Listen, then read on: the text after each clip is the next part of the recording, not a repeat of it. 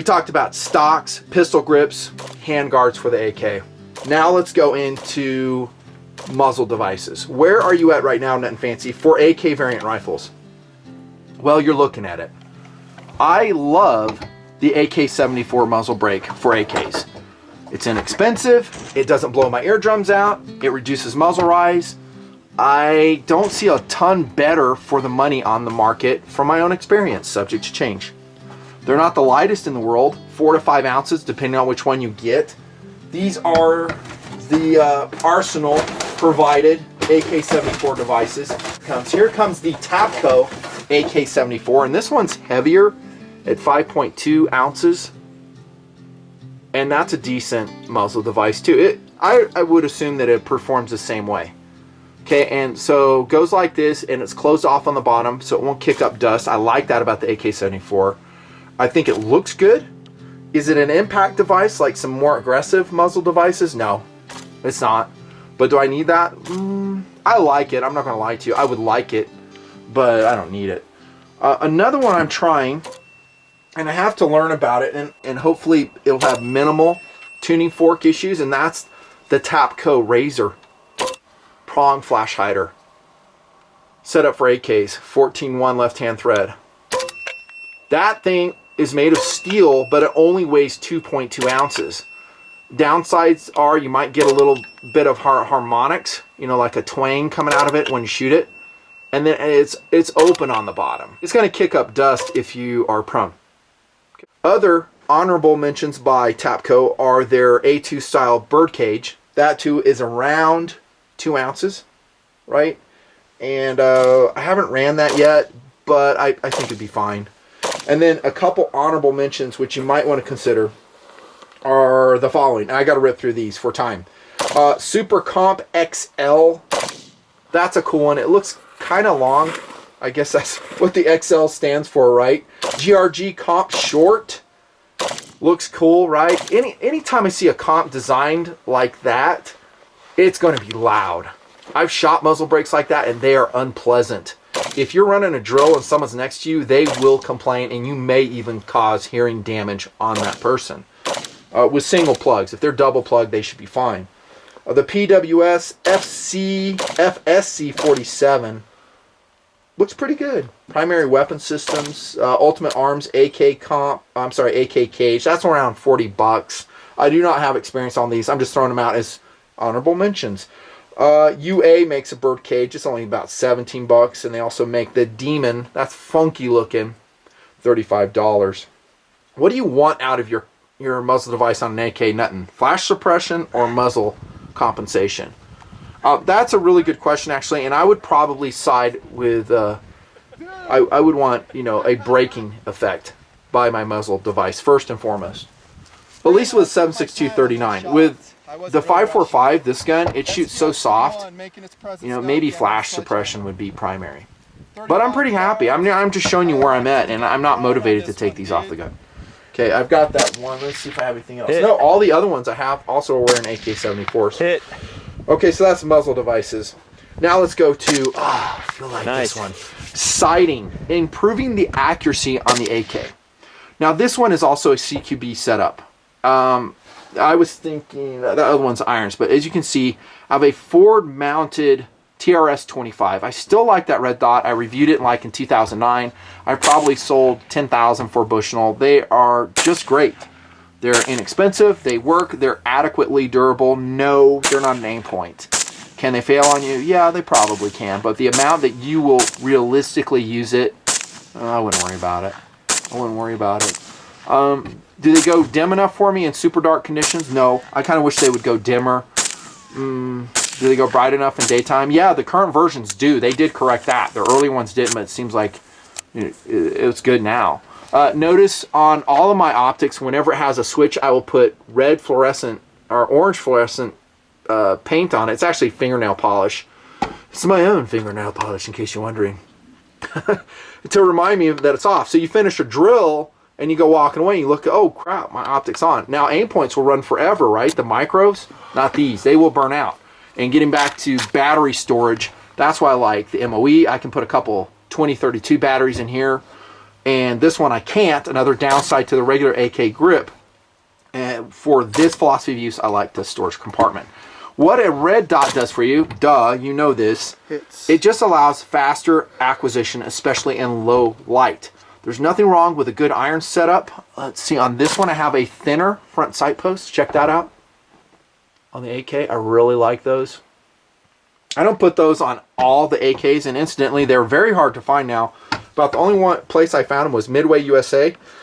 And this is kind of a thin AK with a front post. It's by the K&S company, Precision. So there's your catalog number in case you're interested. And what that allows is more precision in case you're interested in such a thing like shooting at 100 yards. Again, go back to like Soldier Boy experience where precision can be very key. You're shooting at longer ranges. That makes a difference. So it's mostly set up in that respect for TMP stuff. Irons are great though. Let me see, I didn't put a dot of paint yet on the irons because I haven't zeroed it. This gun has to get zeroed, and once you see that, you'll see a dot of paint here on the other ones. How about that Ultimac grill? This is the M2B, and I really like it so far, subject to change. Let me see, the weight on it I think is only 6.5 ounces. Yeah, 6.5 ounces on the M2B. Now, if you have the M70, like this gun, they have a different version. It will probably weigh a little bit more. Sometimes they sell out and they're hard to find. I will probably put an Ultimac on that one as well someday, unless I sell it. I love that rail, though. Now, when I talked about forends, I didn't really mention some honorable mentions and ones I don't particularly like. One is the Midwest Industries rail. I ran that on this gun right here for a number of years. I found it to have a cheese grater effect. I found it to be heavy. It did not improve the accuracy. And we pitched it. Like I said in another video, we had a very hard time selling it. I don't know why. I thought they were in demand. Not so much. Not so much. And other rails, I got to kind of back up again and tell you about another one. MFT makes the Tapco. It's an AK rail. That's Mission First Tactical. Around 55 bucks, comes in colors, but it is about the same weight, if their website is correct, at 10 ounces. And it doesn't really give you the grasping area that this Magpul MOE does. It's kind of a short rail with side rails integrated in it, so you can put, you know, VGs, bipods, lights. That's cool. I think it's a high quality rail. It gets an honorable mention. Hogue makes one. It's going to be about the same length as here. It has rails. It's going to be around $45. I think it's very cool. Comes in different colors as well. There's nothing wrong with this stock rail for the most part if you don't want to mount stuff. If you want to mount stuff, then you're going to have to get creative. And you've seen it in the past that I mounted like a short polymer rail here for lights. It works. You can actually do it for VG. I've done both of that. It works great. But with these out and having not the Zukov style, but this where you have more real estate for grabbing and positioning your VG, I just like it better. Handguards, though. There's one I'm so glad I remembered. The Troy AK handguard, and I've tested this a lot to this point. A lot. And I'm going to roll in footage of it. This is a very, very cool handguard for your AK. What isn't cool is it weighs 18.5 ounces. It's a very expensive setup because you need the tube cover, and then you need the lower portion. It comes in a short rail and a longer rail. You'll have to figure out which one you want. These are kind of the older style of rail sections, and so that means you have a big, long steel plate here, which adds weight. I found it to loosen under fire. You know, we probably could have done a better job of securing it to the gun and Loctiting it, but it did loosen, and I didn't like shoot thousands of rounds with it. Mainly for weight, I would pitch it. If this thing weighed 10 ounces, maybe even 9 ounces, I would probably leave it on. You could lose a couple ounces by peeling these off if it's not important to you. But it's an alpha rail cross section. Very comfortable, well ventilated. I did not run a red dot on it in case you're wondering, hey, does it maintain zero? But I'll tell you what, when it's locked on and everything was tight, it seemed to really lock on. So I think you probably could run a red dot right up into the point when you had to access the dust cover for service. And that same thing can go for the Ultimac, but I wonder how it is to access it and then losing zero, because that's a big thing. So I spent all this time doing it, and then I have to put the rail back on. Now where's my zero? There's always a downside. I think that might be a downside. Sighting.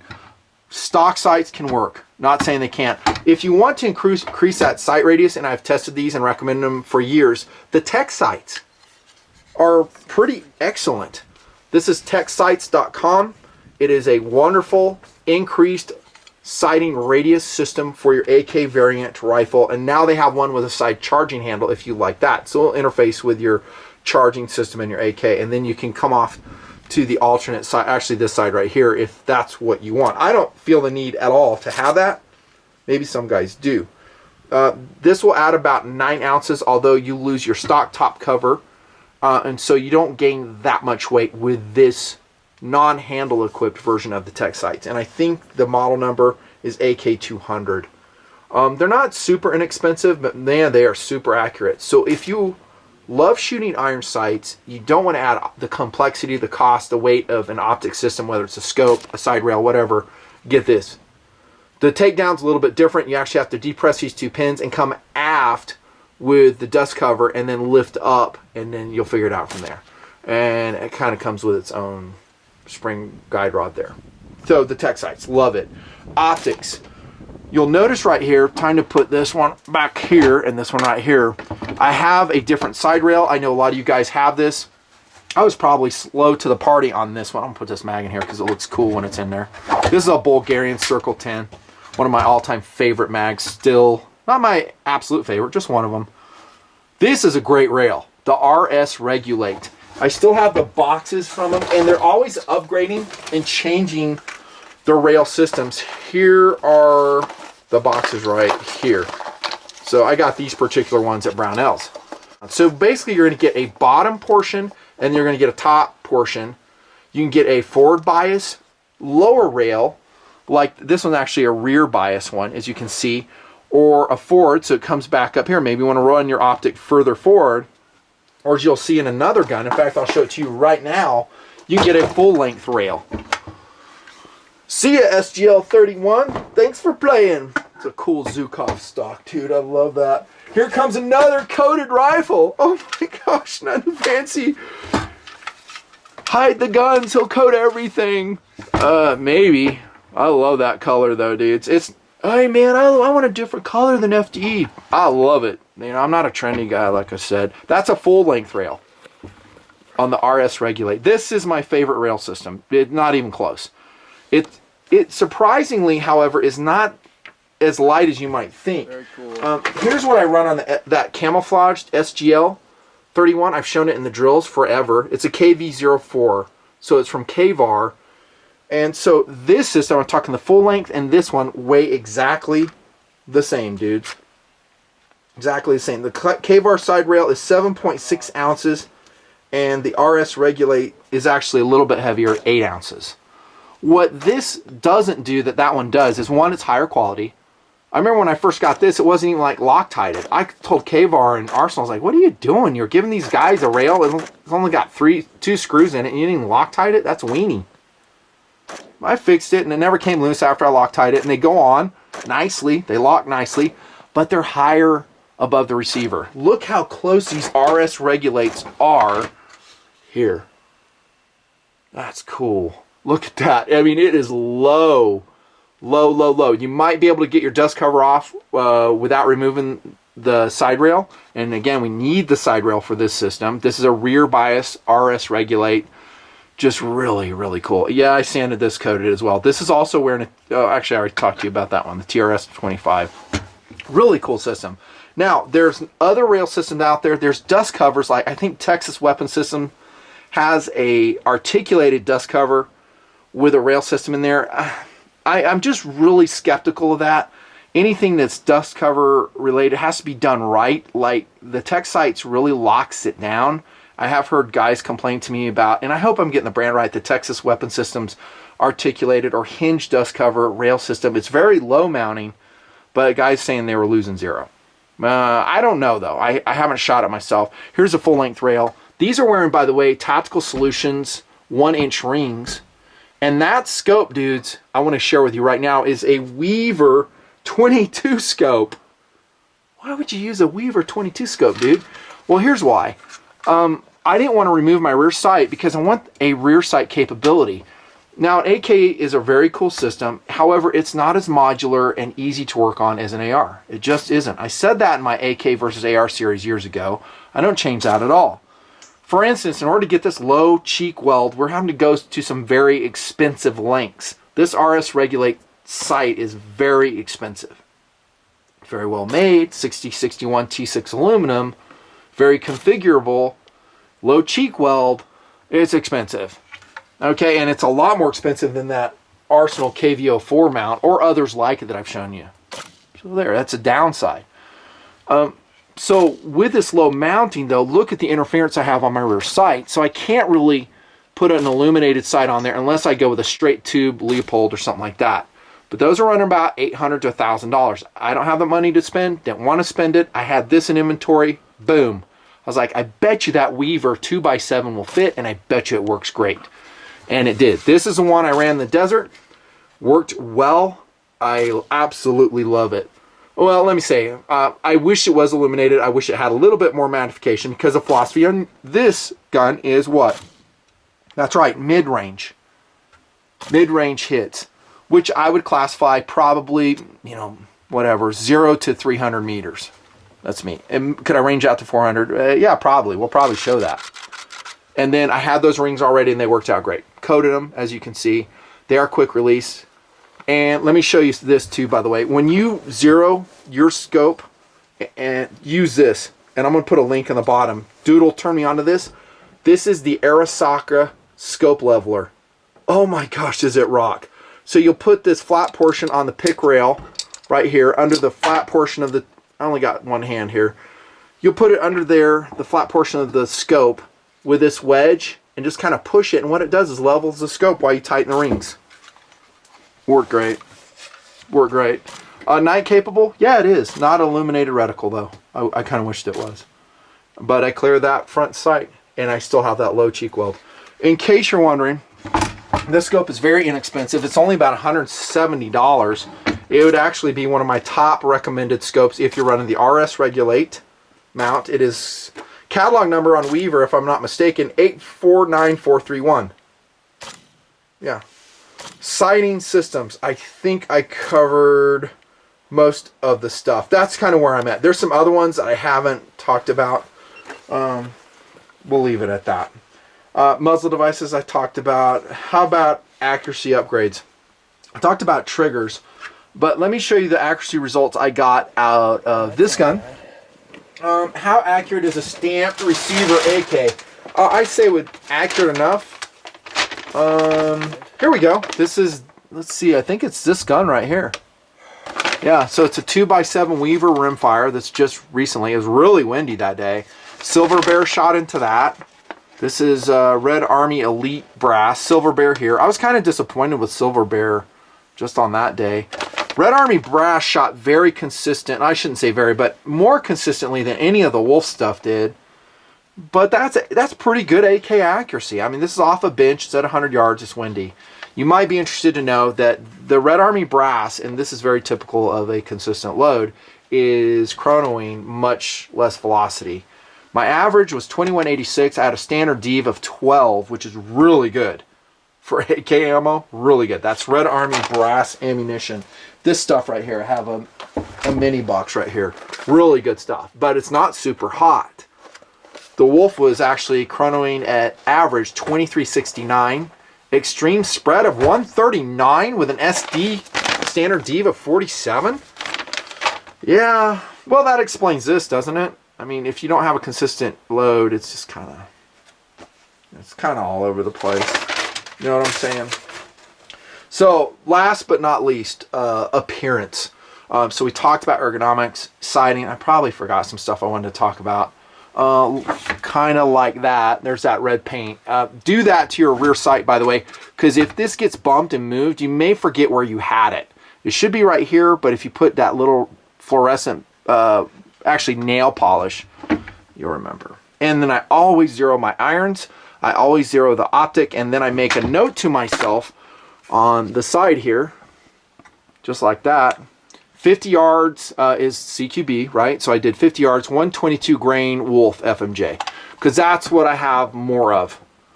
currently subject to change, and so I'm running that. Appearance, so let's get back to what I started with. It's kind of funny. They just turn me on the way they look. They look cool to me, and so these are our families, our clans' guns, right? And that's what's important. I said that at the outset. If you like it, do it. If you want a more traditional appearance, absolutely do it. I think wood furniture is very cool. You can go traditional. You can go with a militarized European look. You can just restore your wasser. Awesome. But this is kind of where I'm at. I know I'm kind of consistent. You guys know I like coated firearms. One thing I did not tell you, and this is kind of important, is I think the enamel that these SGLs out of the Ishvesh factory came with, the Segas, they just suck. I've had rust issues. It comes off. In fact, it was so bad that when I was prepping it for coating, I shot it with brake cleaner, and on the muzzle devices, AK-74 muzzle devices, it literally, brake cleaner peeled off the paint. It started like rippling, like, you know, waterlogged skin in a tub. So it's not just for second cool, you know, looks, appearance. It definitely delivers on that for me. It's a lot has to do with rust protection of the gun. I actually Cerakoted inside the tubes as well. So I would have a little bit longer time span that I don't have to clean that 7.6 in out. Or the corrosive 545 on those guns. These are 31s 21s you're looking at right now. One other thing I'm going to cover is magazines, firepower for the AK. I don't have drums in my system. I don't really feel the need for them. I have stick mags, and I stick with either 20 round mags or 30 round mags. I've talked about the Bulgarians. Here's a Bulgarian 7.62 39 mag. I've just had such a great experience with them. Here's a 545. Once upon a time, they're available in colors. I don't know where they are now. But it's a favorite mag. The downside is it's not the lightest mag. In terms of lightness and value, the magazine that I actually like the most, and I highly recommend, is simply this one, the Tapco. Now, if you've heard negative things about the AK Tapco magazine, forget it. They're excellent. You know, do they have the metal tab? No, but I've never broken one. And I've been doing TMP for what now? Coming up on a decade, soon enough. You know, I'm not always shooting AKs. I don't want to say I'm like Joe AK, but, you know, we've done enough. They're great mags. They're inexpensive. They're like 11 bucks. What I recommend for range use is you get one of these, the 20. You know, because it will sit on your stand better. This is, again, the M70 NPAP, and you may like that better. The 20s are awesome. Another magazine I like, and I've already given a lot of free publicity to Magpul. You're welcome, Magpul. But I love their magazines. This one's coated. It came in black, and last time I checked, that was the only color they're producing. So I coated it. And if you're wondering how I prepped it, I think I just shot this with brake cleaner, and I just shot it. And I think this was air dry, Cerakote, so I just let it air dry. So far, so good. These are great mags. They're probably better than the Tapcos. They're easier to clean out. They don't have, you know, kind of a sticky, somewhat fragile floor plate. This part right here will bend on you if you're not careful. The Bulgarians have no such issues. Great magazines, though. Maybe one day, Lancer, who I think produces the best AR-15 magazine around, these translucent smoke, will make an AK mag. You know, that would be cool. Translucent smoke. Another one I have is this. Here, this is also for range use. We're done. We're done. Feature length, man. Told you it would be fun, and I apologize if I forgot some accessories you really, really wanted to know about. I love this VG by Magpul, though. I like also Tapcos. I like the smaller VG. I don't use the AFGs very much anymore. What you're seeing is a genuine system. And I forgot to mention this. This is an MFT stock on here. I love the MFT stock. Mission First Tactical. And when you run that T6 tube, or you drill and tap, or somehow get an AR tube on the end of your AK, you can run it. There is a little bit of looseness here. Right, and that is a mil-spec one too, if I'm not mistaken. But what you're seeing is an actual system. And the reason I don't have a forend on this is because this is a Zastava gun and Magpul is not currently making a forend for it. So I just ran the stock. I coded it and ran it, and I'll deal with it. And there's some others that make it, but I'm really holding hope that for the M70 and other variants that Magpul produces that MOE front end on it. You guys like this color? The sniper gray. Oh, I did the bolt contrasting. Forgot to show you that. It's kind of cool. I like that. I like how it turned out. I just wish it was darker. This gun right here is probably going to remain iron sights only for now. There you go. They make me happy. They're more capable, and the ones I'm showing you, at least the mid-range ones, I think it is no doubt a GTW gun. I remain a huge fan of the 7.62-39. I think it's a poor man's 300 Blackout. I think it's very capable with the ranges I've discussed already. The ones I've said in my AK versus AR-15 series of videos years ago. I also like the 5.45-39. I'm actually more fond of the 5.56 than it, but it's still a very good round. It's very soft recoiling and it's extremely accurate.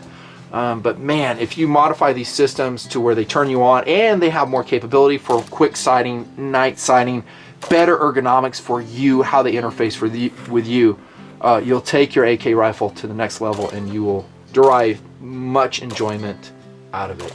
This is a Nutnfancy project. Thanks for watching. Gotta run. Bye.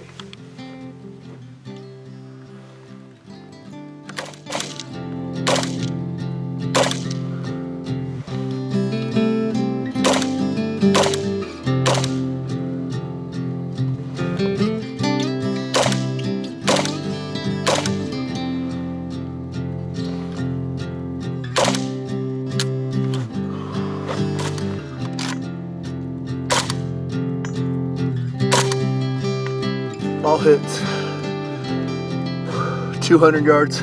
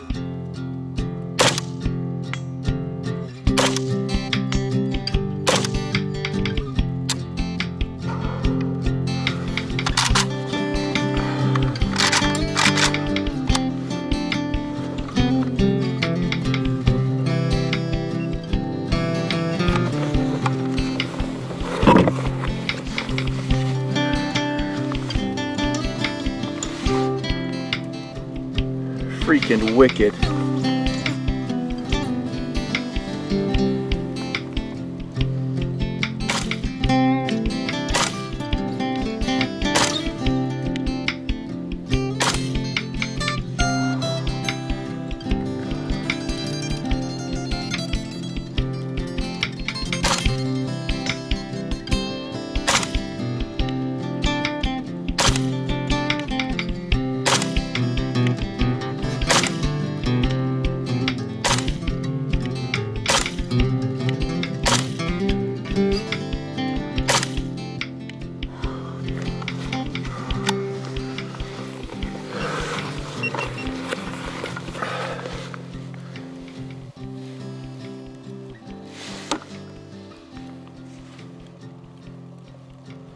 Very cool.